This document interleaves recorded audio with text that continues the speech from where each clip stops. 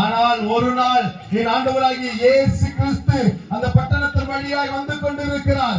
அநேக ஜனங்களை சுகமாக்குகிற தெய்வமாக என் ஆண்டவராகிய இயேசு கிறிஸ்து அந்த பட்டணத்தின் வழியாய் வருகிறார். பார்க்கிற ஜனங்களை எல்லாம் சுகமாக்குகிறவராக, ஜனமாய் இருக்கிறவர்களையும் அநேக வியாதியுள்ள மனுஷர்களையும் என் ஆண்டவராகிய இயேசு கிறிஸ்து சுகமாக்குகிற தெய்வமாய் இன்றைக்கு இந்த பட்டணத்தை தேடி வந்திருக்கிறபடினால் என் அன்பு சகோதரனே, என் அன்பு சகோதரியே, இயேசு கிறிஸ்து உன்னை தேடி வந்திருக்கிறார். அந்த நல்ல தெய்வமாகி இயேசு கிறிஸ்து அந்த பட்டணத்தின் வழியாய் வந்து கொண்டிருக்கிறதை அந்த குஷ்டரோகி பார்க்கிறான்.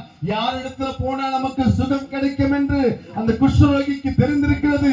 அன்றைக்கு இயேசுவிடத்துல போய், இயேசுவே உமக்கு சித்தமானால் என்னை சுத்தமாக்கு என்று இயேசுவின் பாதத்தில் விழுகிறான். அவர் மனமுருகிற தெய்வம் அல்லவா?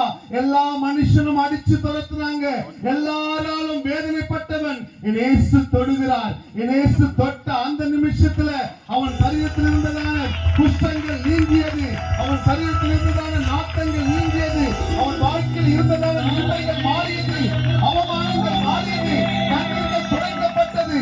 அவன் சுகம் பெற்றவனாய் இயேசுவுக்கு முன்பதாக ஆடி பாடி துதித்து மகிமைப்படுத்திக் கொண்டிருக்கிறான். என் அன்பு சகோதரனே, என் அன்பு சகோதரியே, இனி காலம் செல்லாது, இதுவே கடைசி காலம். மனம் திரும்புங்கள், பரலோக ராஜ்யம் சமீபமாயிருக்கிறது.